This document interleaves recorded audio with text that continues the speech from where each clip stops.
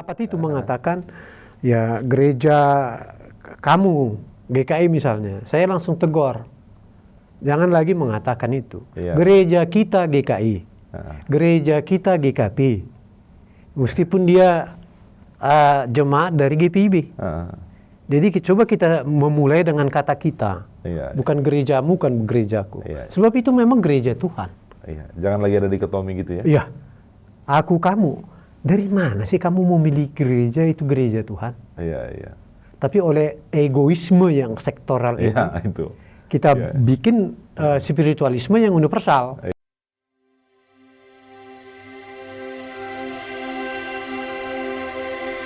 Gereja tidak boleh diam kalau terjadi ketidakadilan. Kalau terjadi perkosaan tetap hak asasi manusia. Kalau terjadi pembatasan kebebasan, gereja harus bersuara. Apa didengar atau tidak? Kalau dihukum karena itu silakan.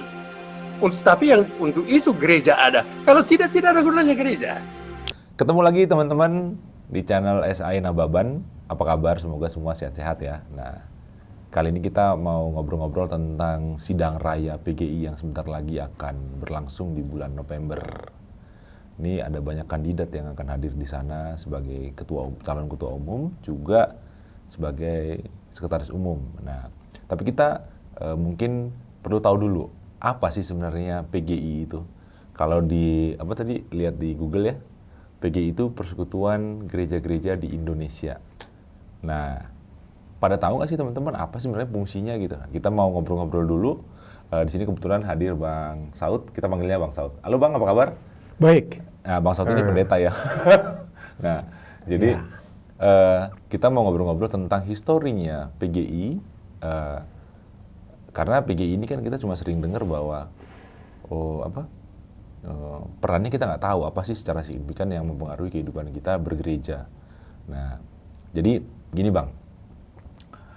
PGI ini kan kalau kita lihat ya, aku tadi sempat baca, sudah 74 tahun hadir sebagai lembaga keumatan, terkhusus untuk menaungi kepentingan orang Kristen ya, kira-kira gitu ya. Nah, jadi sebenarnya selama ini tuh PGI itu apa sih Bang fungsinya Bang? Dia ngapain aja sih sebenarnya gitu? Kenapa harus ada sih PGI gitu kalau kita nggak bisa rasain? Kira-kira gitu. itu bahasa triggernya Bang. Ya, jadi 25 Mei 1950 PGI, Dewan Gereja Indonesia, DGI dulu itu disebut, itu didirikan. Ya. Ketua umum pertama itu bukan pendeta. Oh. Dr. Sultan Gunung Mulia Harahap. Oh. Beliau dimakamkan di Petamburan, Jakarta. Saya baru ziarah ke sana. Sekumnya yang pertama itu Bapak Rumambi.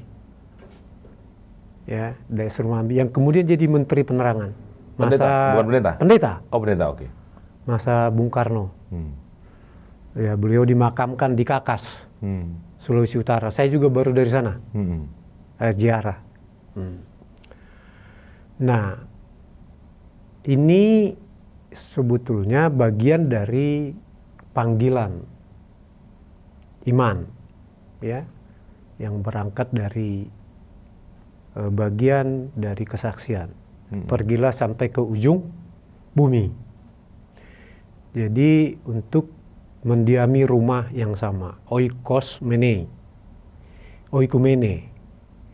Jadi sebetulnya ini gerakan persatuan untuk seluruh makhluk ciptaan Tuhan.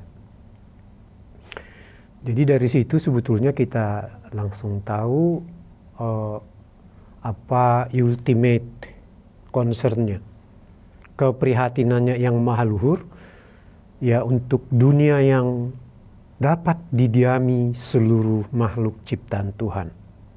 Dan karena itu sangat luas sebetulnya tujuan itu. Tidak hanya sekedar mempersatukan gereja-gereja di Indonesia, tidak hanya mengkonsolidasi kekristenan di Indonesia, tidak hanya untuk kepentingan orang-orang Kristen, tetapi bagaimana tiba kehendak Tuhan yang mewujud pada kesejahteraan dan sukacita manusia. sehingga bisa mendiami rumah bersama, oikosmene itu.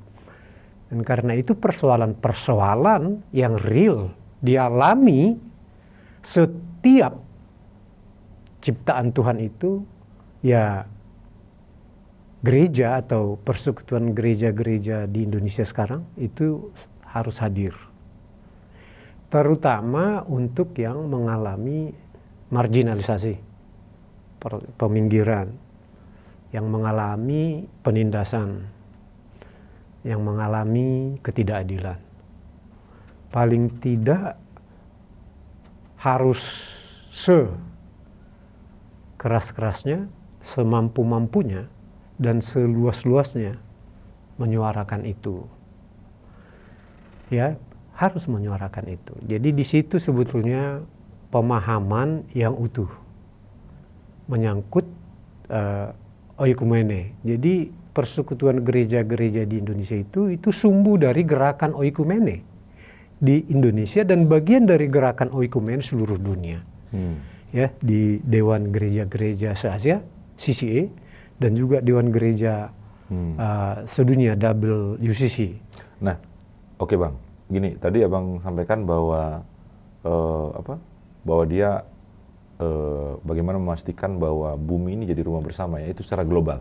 Nah, secara lebih lokal ya, maksudnya dalam kehidupan kita secara pribadi sebagai seorang jemaat nih misalnya, seperti aku misalnya, karena aku nggak tahu tuh PGI itu apa sih kerjaannya gitu loh, maksudnya yang langsung berkaitan dengan aku sebagai jemaat. Nah, kira-kira Abang bisa jelaskan nggak sama kita, kasih tahu misalnya supaya kita ngerti gitu loh, ya, bahwa PGI ini memang dia punya fungsi yang jelas gitu. Ya, jadi memang PGI tidak bisa langsung ke jemaat karena ada sinode-sinode. Oke. Jadi otoritas sepenuhnya pembinaan, penguatan, ya, pemenuhan, pelayanan dan spiritualitas jemaat itu sepenuhnya dan seutuhnya itu di tanggung jawab sinode. Nah, PGI ini satu ruang bersama, ya, untuk mempertautkan lah sebetulnya, ya. Jadi di awal-awal ini kan perbedaan-perbedaan dogma, doktrin, ya. Bagaimana juga pandangan-pandangan atau pemahaman-pemahaman terhadap ritual-ritual, termasuk misalnya bagaimana baptisan, bagaimana coba kita lihat nih toga, jas dan lain sebagainya. Oke. Itu kebijakannya artinya ya. Itu bagaimana dipersatukan sehingga sebetulnya hingga saat ini udah selesai dengan lahirnya piagam saling menerima dan saling menghargai. Nah, sebab pemahaman itu yang semurni-murninya, lahirnya piagam saling menerima dan saling menghargai itu, ya saya masih turut dulu di awal-awal untuk ini pada tahun 80-an ya, 85. Ini apa yang dialami satu gereja itu juga menjadi pengalaman bagi gereja lain. Misalnya sudah dibaptis di salah satu gereja oleh PSM-SM, itu artinya juga sudah dibaptis di gereja sinode lain. Nah gitu, jadi di sini piagam saling menerima dan saling menghargai. Mungkin dia tidak menerima doktrin dari satu gereja, tetapi menghargainya. Saling menerima dan menghargai. Jadi misalnya baptis selam tidak akan terjadi itu di HKBP. Oke. Tetapi dihargai. Oke. Kan gitu. Tidak dihinakan, tidak dilecehkan, tidak dikatakan sebagai sesuatu yang sesat ya, dan lain sebagainya. Nah itu kan sudah bersama-sama di situ. Jadi sebetulnya ini sangat Pancasilais, ya, Bhinneka di situ. Jadi sebenarnya fungsi dari PGI itu di situ, ya, bagaimana memperkuat pemahaman-pemahaman piagam saling menghargai dan saling menerima, ya, dari satu yang saling yang disebut koeksistensi itu, ya, menghargai eksistensi masing-masing. Nah ini seharusnya bertambah menjadi kooperatif, ya, kerja bersama. Bagaimana membuat satu proposal, agenda bersama untuk tadi keadilan, kesejahteraan, dan pembebasan manusia dari segala bentuk dan jenis penindasan. Nah, di situ penindasan oleh ekonomi tidak mampu untuk mencapai suatu pendidikan, ya. Dari segi ekonomi juga untuk bisa terpenuhi sandang, papan dan pangan. Jadi arah itu seharusnya menjadi satu pola tersendiri yang harus disusun PGI. Oke. Jadi PGI itu sebetulnya harus menyediakan menu. Kayak nasi prasmanan gitu. Menu, ya, menu Iya. untuk apakah cocok bagi sinode Ini Germita ini, misalnya, ya, di Talaut. Apakah ini juga cocok bagi GKLI Lutheran di Perlilitan di Sumatera Utara? Loh, apakah ini cocok dengan sinode Musafir di Nusa Tenggara Timur misalnya? Jadi ini semua menu ini disiapkan. Nah, nanti tinggal gereja, oh ini menu yang sangat cocok dengan konteks kita di Perlilitan, ya, dengan konteks kita di Papua, gereja Injili Papua, dan atau konteks kita di GKI di Jakarta. Jadi jemaat perkotaan seperti GKI misalnya, jemaat pedesaan seperti GKLI, jemaat yang teritorial yang berdiri karena indise Kerk, nama Belanda teritorial di ini di GPIB di Indonesia Barat dan lain sebagainya, meskipun itu sekarang sudah mulai mengalami terobosan tersendiri, ya. Jadi itu sebetulnya yang mesti didalami, dikaji oleh ini. Dan bagaimana, ini kan kesibukan dari sinode-sinode menangani problematik internal yang juga berat, ya, baik secara organisasi maupun dalam menghadapi realitas-realitas yang ada di sekitarnya, baik itu terhadap suasana politik, suasana kehidupan ekonomi masyarakat dan lain sebagainya. Jadi ya Persekutuan Gereja-Gereja Indonesia itu harus melakukan suatu kajian yang mendalam, ya, untuk melihat itu, ya. Jadi dia akan menjadi satu partner gereja justru. Iya, partner dia. Tidak sekedar hanya lembaga dari sinode-sinode yang di dalamnya ada representasi dari sebagian dan lain sebagainya. Jadi di situ termasuk sebetulnya kalau peran-peran ya yang bisa dilakukan dalam konteks setempat. Oke Bang, sebentar aku potong. Jadi kan intinya kan bahwa memang PGI ini adalah teman kolaborasi, teman sejalan gereja dan jemaatnya gitu ya. Artinya untuk semakin hari semakin ke depan itu semakin inline dengan panggilan Tuhan kira-kira gitu ya. Dan bagaimana menciptakan kultur-kultur yang memang itu sesuatu yang yang memang bisa diterima sama gereja lokal kira-kira gitu ya. Dan juga concern terhadap persoalan nasional dan yang lain-lainnya gitu ya. Nah, pertanyaannya gini Bang selanjutnya.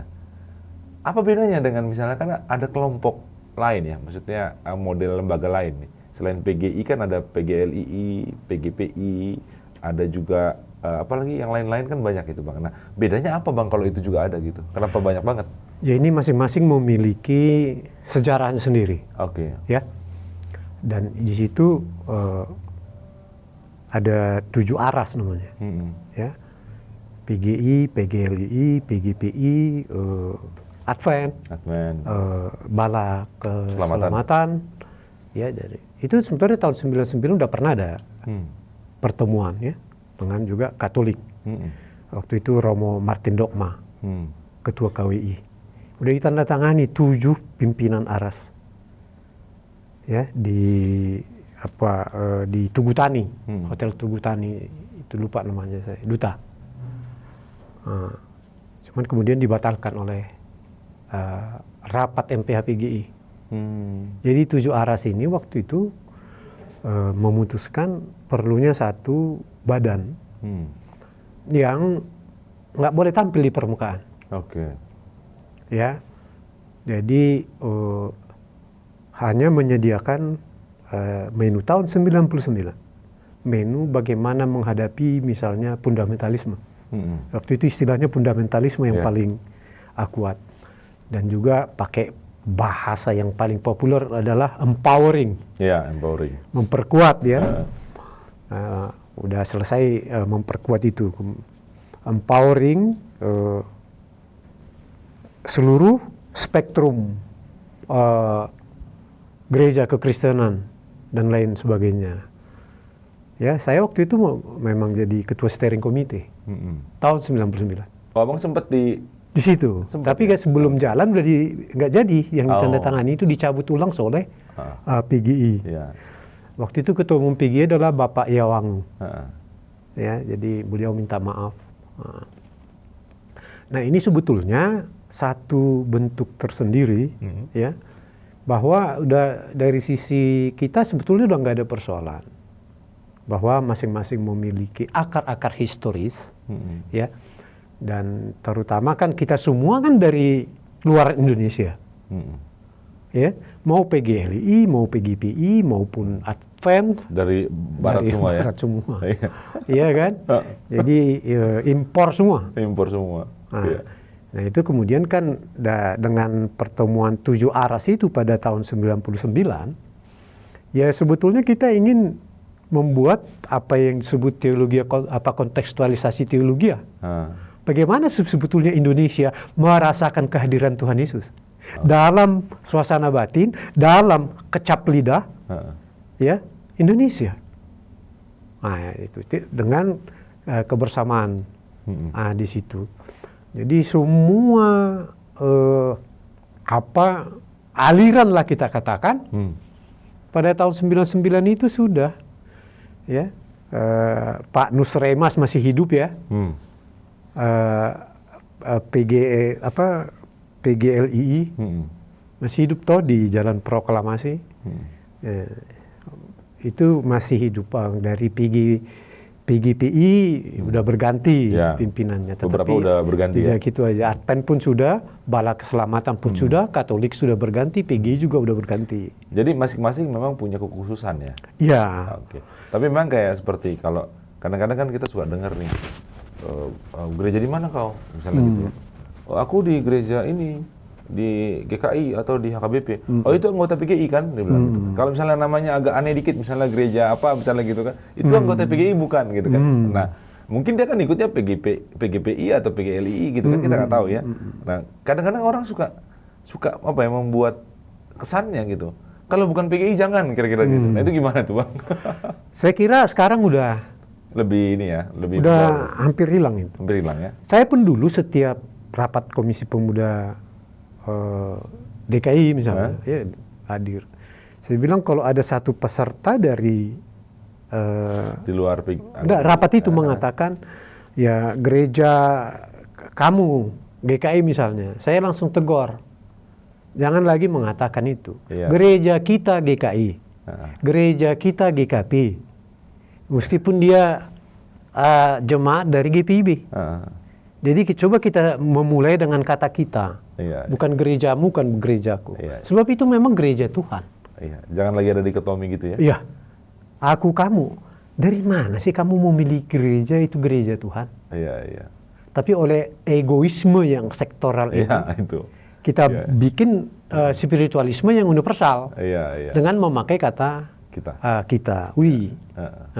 Jadi efektif juga.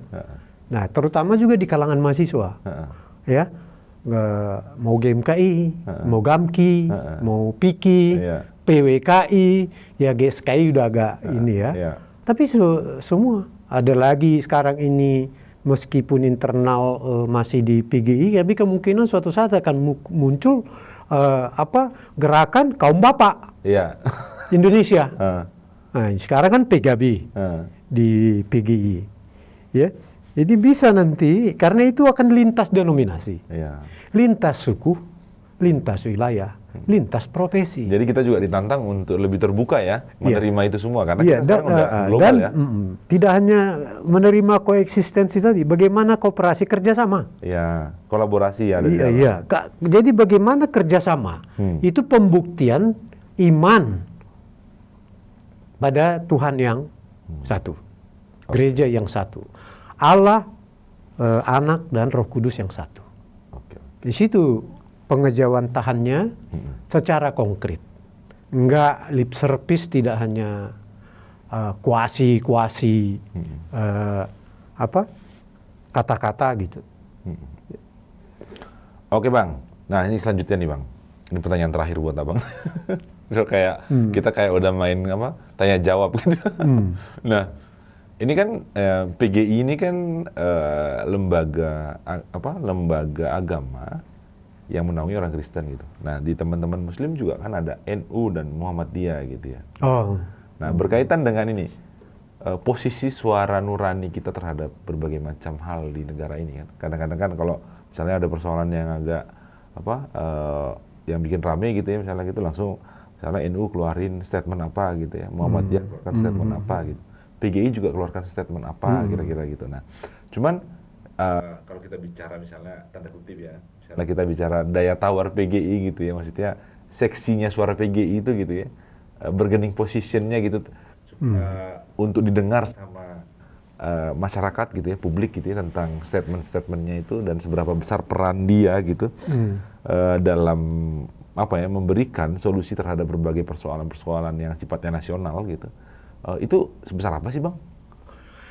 Gini ya, ini tiap lembaga kemasyarakatan itu harus dimulai dengan kemampuannya ya mengadopsi apa yang menjadi kebutuhan objektif target populasinya.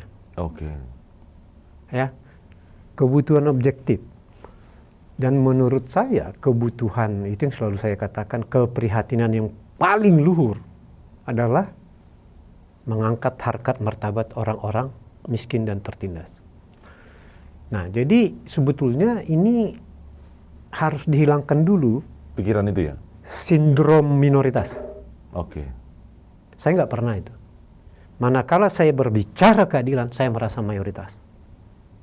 Karena itu yang terbanyak di seluruh dunia. Tapi manakala kita bawa ke kotak kecil ini, persekutuan gereja Kristen dan lain sebagainya, berhadapan dengan mayoritas, itu udah enggak. Menurut saya itu udah nggak bisa. Itu harus dihilangkan dulu. Ya. Sehingga nanti kita bisa melakukan suatu kolaborasi, ya, karena memang kita dianggap bermakna, kan? Ya kalau segelas air tawar dimasuki lalat, kan airnya langsung kita buang, dengan gelasnya malah. Tetapi kalau segelas madu dimasuki 10 lalar, yang kita buang lalatnya atau madunya? Lalatnya. Nah, bikinlah itu. Dan itu bukan soal dari kuantitas anggota, ya, tapi dari kualitas ya. Iya, ini kepercayaannya yang tidak tergoyahkan oleh setitik apapun. Ya, ini harus dimulai dari kepercayaan kepada di sana. Nah, jadi ini kan, coba sekarang ini misalnya soal kebebasan beragama, penolakan terhadap ibadah, ya, penolakan terhadap rumah-rumah ibadah. Kita kan banyak tergantung. Ya, betul. Kita nggak percaya diri, kita tidak membangun satu kekuatan yang Pancasilais di Indonesia. Ya, dan juga yang sangat konstitusional, Undang-Undang Dasar pasal 28 itu, kebebasan beribadah beragama.